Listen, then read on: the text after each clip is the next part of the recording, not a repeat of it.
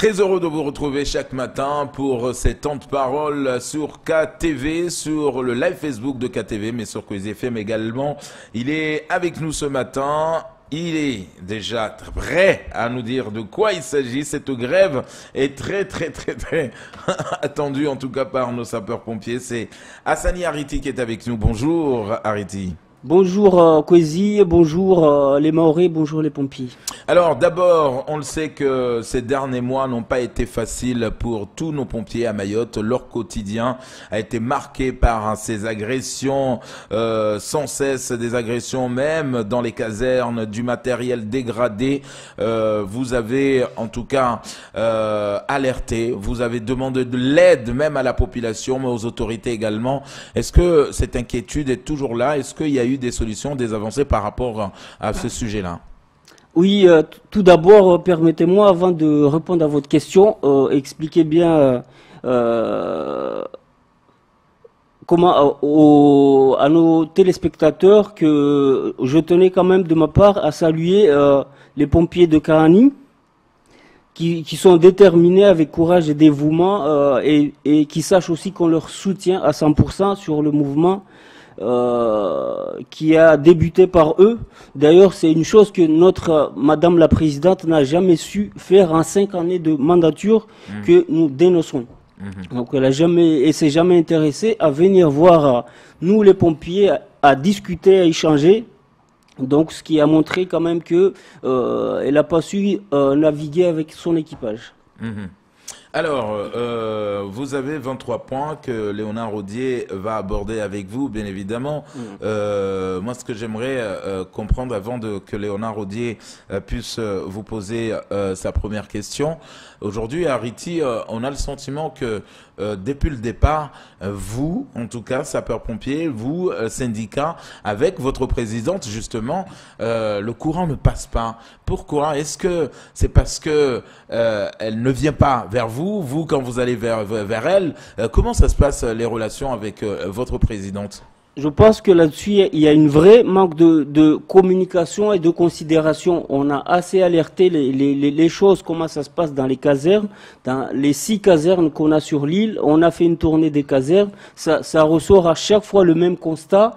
Et sur ce constat-là, comme vous l'avez indiqué, il y a l'insécurité qui règne de plus en plus. On voit qu'à Aini, ils ont vécu des situations invivables en tant que pompiers. Nous, on est là pour apporter secours à la population. Maintenant, on est devenu des victimes. Donc, vis-à-vis de notre direction, de notre présidente, on a vu qu'il y a beaucoup de mépris, il y a beaucoup d'ignorance et ils minimisent beaucoup ces faits-là. Eux, quand ils viennent dans les casernes, ils viennent juste là pour s'inquiéter de leur engin, de leur matériel, mais jamais de leur personnel. Il y a jamais un réel suivi derrière. Oui, avant d'aborder les points que vous réclamez, une chose qui est nouvelle maintenant, c'est que vous êtes, c'est une intersyndicale. Donc, c'est qu'il y a une union. Et du coup, vous mettez tout sur la table. Et est-ce qu'on peut s'attendre à une grève importante ? Oui, bien sûr, on peut s'attendre à une grève importante parce que là, c'est un constat tout simplement qui remonte de la direction, c'est-à-dire du plus haut des gradés maorais au plus bas sapeur tout simple. C'est chose que nous vivons, les conditions qui sont de plus en plus dégradées.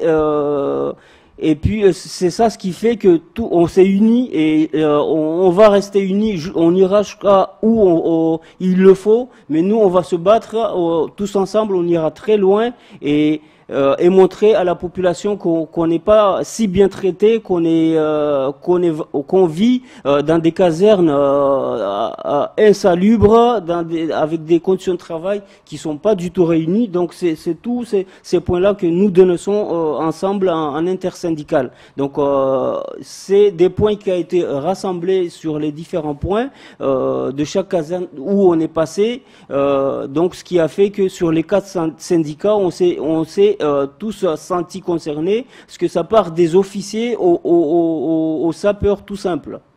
Dans les 23 revendications, il y a beaucoup de choses. On parle de la prime Covid, on parle de la présidence, on parle de... c'est un mélange un peu de tout. Ne craignez-vous pas qu'avec autant de points de revendication, vous obtiendrez des choses concrètes. Je pense que oui, il y a 23 points parce que tout simplement il y a eu des cumuls de points qui ont été déjà revendiqués à maintes fois, mais encore une fois, cette politique-là, il nous gouverne, c'est mal gouverné, c'est mal organisé, c'est mal managé, ce qui fait que ça nous a rapporté à ces points-là et c'est des points pour nous qui sont vitaux pour la survie dans notre métier. Donc on dénonce tous ces points-là, ça a été déjà dénoncé à maintes fois. On se rappelle tous, il y a déjà une grève de l'année dernière, réellement qui n'a rien donné, qui nous a encore emmené un bateau. Du coup, on peut pas laisser faire jusqu'à quand on est en train de couler. On laissera pas et on lâchera pas. Là, on s'est unis, on ira jusqu'au bout. Justement, jusqu'au bout, c'est-à-dire vous irez jusqu'au bout comment? Jusqu'au bout, ben là, on vous a lancé un préavis de grève. Tout viendra par la suite. Comment on va s'organiser? C'est des choses qui vont se mettre en place au fur et à mesure, mais on va rien lâcher. Maintenant, on est à Rachir, donc on dit bah s'il vaut. On a assez subi. Maintenant, c'est à nous de montrer à ce que les gens ils sachent, enfin la population ils nous comprennent quand même qu'on n'est pas là en train de pas les apporter secours, mais on est tout simplement en train d'énoncer des conditions de travail qui sont pas du tout réunies et mal en point, quoi. Oui, parce que sur les points, c'est la gouvernance, conditions de vie et de casernement, insécurité, maintien du groupement formation, demande de recrutement, retour d'urgence au bon fonctionnement du CASDIS, accompagnement des pompiers au concours, validation du règlement intérieur, reconnaissance des départs à la retraite, augmentation de la mutuelle labellisée, suppression de la CNAS, l'IAT, supplément familial, les SPV, l'aéroport, direction, harcèlement, CTA Codis, atelier mécanique, hangar pour les véhicules neufs, la prime Covid, mise en place d'un vrai dialogue social, et puis toute cette phrase, tout directeur qui vient à Mayotte travailler pour Mayotte, selon les Mahorais, n'a pas sa place à Mayotte. Vous n'avez pas peur, avec tout ça, de vous éparpiller? On n'a pas peur parce qu'on sait où on va. Ces points-là, ils sont tous mis sur la table, mais on a des points aussi qui restent quand même non négociables. On reste là-dessus, ça sera non négociable. Lesquels? Donc, lesquels, il y a l'histoire de la gouvernance, comme on l'a dit. Nous, on va pas lâcher là-dessus. Il y a un management qui est pas du tout réel. C'est un directeur qui s'est fermé, qui travaille tout seul, sans les avis des uns et des autres qui comptent pas. Si on résume bien sa manière de faire, on est des incompétents, on connaît rien du tout, on maîtrise rien. Du coup, quand on voit tout cette mépris-là, nous on a dit qu'il est temps qu'on agit, qu'on laisse plus faire. Alors, Aridi, on le sait que cette grève, elle va avoir lieu puisque hier, encore une fois, vous êtes réunis. Hier, vous avez une réunion, c'est décidé, cette grève va avoir lieu. Elle va avoir lieu pour combien de temps? Et alors, rassurez-nous, quoi qu'il arrive, vous aimez votre travail, votre métier. Donc, du coup, forcément, il va avoir quand même le service minimum comme il se doit. Mais est-ce que si cette grève perdure, parce que chacun campe sur ses positions, que ce soit direction et vous, est-ce que finalement la direction ne va pas opter à prendre un raccourci, à faire appel à un service comme le SAMU? Je pense pas parce que nous, les pompiers, on a des services qui sont que les pompiers ils sont là pour les faire. Donc il y a des missions que seuls les pompiers sont autorisés voilà, à faire. Il y a des missions que les pompiers peuvent le faire. Donc j'imagine mal la direction se mettre à jouer trop longtemps au bras de fer, à ignorer ces revendications-là, parce que tout ça rentre dans les conditions de travail qu'on vit tous les jours. Donc nous on est prêts et on ira jusqu'au bout. Alors parce à quoi elle va ressembler, Ariti, cette grève? Parce que à chaque fois les pompiers ont fait grève, mais ça n'a pas fait beaucoup de bruit comme d'autres grèves que nous connaissons ici à Mayotte. À quoi elle va ressembler? Est-ce que on se mobilise dans une caserne, on met nos banderoles et ça s'arrête là? Comment on va faire à Kahani? On a vu qu'ils ont sorti même les lits superposés, des lits pour enfants, en tout cas que eux ils ont estimé que c'est des lits pour enfants. Vous, cette grève-là, elle va ressembler à quoi? Cette grève-là, au fur et à mesure, vous saurez comment elle va se dérouler.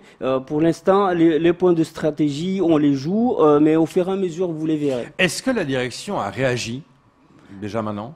Parce que vous avez envoyé ce communiqué, c'était avant-hier. Est-ce que déjà il y a une réaction de la direction? Ils nous ont invités hier à une première négociation qui a échoué parce que tout simplement, Madame la Présidente, sur le premier point qu'on l'avait dit, la gouvernance, elle est restée sur sa position que ce directeur ne partira pas. Et nous là-dessus, on demande tout simplement, on dit tout simplement qu'elle est plus notre interlocuteur. Donc maintenant, nous demandons à discuter avec le président du conseil départemental, la préfecture et les représentants des maires. Elle nous a botté en touche. Donc maintenant, il y a plus il y a plus à parler avec eux. Nous sommes ouverts au dialogue social. Maintenant, si elle nous invite à discuter avec ces gens-là qu'on a cités. Nous sommes ouverts au dialogue, mais sans ça, on l'avait bien souligné, tout directeur qui vient à Mayotte, travailler pour Mayotte sans les Mahorais n'a pas sa place ici à Mayotte. Donc ça veut dire ce que ça veut dire. Donc ça veut dire clairement, si je comprends bien, que vous ne rentrerez pas en discussion s'il n'y a pas tous les acteurs que vous réclamez. Tout à fait, tant qu'on aura ces acteurs-là, le président du conseil départemental, la préfecture, les représentants des maires, nous n'irons pas en négociation avec eux. C'est clair et on s'est décidé que ça sera ainsi. Mais on reste à l'écoute. Alors, on le sait que les tensions, en tout cas la relation que vous avez avec le colonel Terrien, pour ne pas le citer, n'est pas du tout bonne depuis le début de son arrivée à Mayotte. Tous les syndicats sont venus nous dire, en tout cas nous faire ce constat. Mais pourquoi? Qu'est-ce que ça veut dire que aujourd'hui ce colonel finalement qui est là, qui doit protéger ces sapeurs-pompiers, c'est-à-dire que vraiment, il n'y a pas du tout une discussion possible entre vous deux? Non, il n'y a pas du tout. C'est pas un colonel qui a envie de discuter. Il ignore tellement les gens. Tout le temps, il méprise les gens. Comme la discussion, elle n'est pas du tout bonne avec lui, nous, on veut plus travailler avec lui. On demande tout simplement ce départ. Comme ça a été dit, il y a 2 vols, en rappel, il y a 2 vols par semaine. Donc nous, on a dit, n'hésitez pas à prendre le vol. On l'a pas forcé à venir à Mayotte. On vient à Mayotte pour travailler avec les Maoris. Donc ça veut dire que c'est ou le départ ou rien? Est-ce que c'est ça que ça veut dire? Est-ce que vous réclamez le départ? Oui. Ou s'il n'y a pas de départ, la grève, elle va continuer? La grève, elle est là. On est en grève illimitée à partir de lundi. Donc, on ira jusqu'où on ira. Donc, ce sera non négociable, ça? S'ils disent oui, non, mais ça fait partie des points non négociables, oui. Madame la Présidente, elle a gardé sa position, que le directeur ne partira pas. Ben nous, ok, gardez votre position. Nous, on garde. Donc, ça veut dire que là, déjà, on sent déjà dès le départ que c'est mal parti. Parce que là, elle vient de vous dire, moi, je ne changerai pas d'avis. Et vous, pareil. Qui pourrait être le médiateur là-dedans? Médiateur, ça va être le président du conseil départemental, la préfecture et les représentants des maires. Autre point où vous lâcherez rien, ce serait lequel? Il y a aussi le prime Covid. Il y a eu des courriers, des mails qui sont envoyés et c'est resté sans retour. C'est voix off, on ne sait même pas comment ça va se dérouler. Il veut pas, on n'a jamais eu de retour clair. Alors que nous, on était au front pendant le Covid. Toutes les familles, on est là pendant 24 heures sur les casernes. On rentre à la maison, on ne sait même pas si on va apporter cette maladie à nos familles. Il y a eu des cas à la caserne de Longoni. Hein. Il y a eu des cas qui sont réels, que tout le monde le sait, mais le monsieur, lui, il veut pas entendre parler de ça, de cette prime. Ça aussi, c'est des points qui sont non négociables. Il y a les recrutements de nos jeunes qui ont eu leur examen. Il y a ceux qui ont eu leur examen de sergent. Jusqu'à présent, c'est radio off. Il y a le règlement intérieur qui a été établi pendant plus de 6 mois de travail. Le monsieur, il ignore tout ça parce que ça lui convient pas. Si c'est pas lui qui a pondu ça, rien ne va. quelle solution si aujourd'hui, en tout cas, la direction, que ce soit le colonel ou votre présidente, décide de camper sur leur position, quelle est finalement l'alternative que vous allez pouvoir faire? Est-ce que vous allez monter, voir le président du conseil départemental? Est-ce que vous irez chez le préfet? Comment ça va se passer tout ça? Il y a des marches il y a des groupes de travail qui sont là, il y a des choses qui vont être, des points qui vont nous être indiqués. Nous, on suivra la marche à suivre. Non, quand j'entends ça, je me dis, mais est-ce que vous pensez vraiment que demander le départ des têtes, ça va fonctionner? J'ai l'impression que vous demandez peut-être trop d'un coup. Est-ce qu'il ne faut pas, des fois, quand c'est quelquefois un peu impossible, demander des choses plus évidentes à négocier qu'un départ direct de la tête, quoi? Je sais pas, c'est mon avis. Là-dessus, c'est un point quand même. On a eu quand même des retours d'autres collègues pompiers quand même de la métropole. On sait le parcours qu'il y a eu sur ce directeur de l'ancien département où il a été. On sait que Rennes, c'est à peu près la même chose. Ça fait 2 ans qu'il est là. Au lieu de progresser, on fait que de régresser. Donc et dans maintenant, tous les côtés.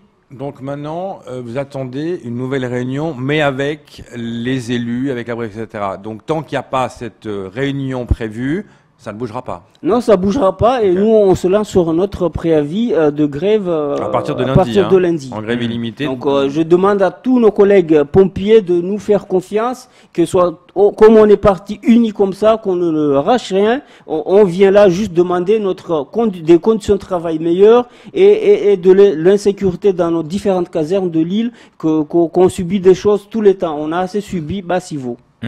Donc du coup, lundi, on le sait, c'est la rentrée des classes. Donc on doit s'attendre à avoir moins d'interventions. Il y a des gens qui vont se mettre en grève, mais qui seront quand même à la caserne. Il y a déjà le service minimum que vous avez décidé. Comment ça se passe? Est-ce que c'est finalement des réquisitions qui doivent venir du préfet? Comment ça va se passer à partir de lundi? Intervention réduite? Le service minimum, on est dans l'obligation de l'assurer. Oui, il sera bien là. Et maintenant, on va rester à l'écoute de notre direction. En fait, c'est vrai que cette question, on la pose parce que on aimerait savoir à quoi ressemble une grève de pompiers. Est-ce que c'est des véhicules de pompiers qu'on va voir défiler dans les rues? Est-ce que, parce qu'on a vu plusieurs grèves où, voilà, les véhicules... Mais je pense que c'est un peu tôt. Parce que, je pense que là, qu'à Marc, c'est un peu tôt. Il faut pas, ce qui est important maintenant, c'est de savoir s'il y aura cette réunion. Je pense que sans la réunion, il n'y aura pas de... Sauf que la présidente est campée sur ses positions. Oui, la présidente est campée sur ses positions. Maintenant, je crois que le prochain stade, c'est la réunion avec la préfecture. Tant qu'il n'y a pas cette réunion-là, voilà.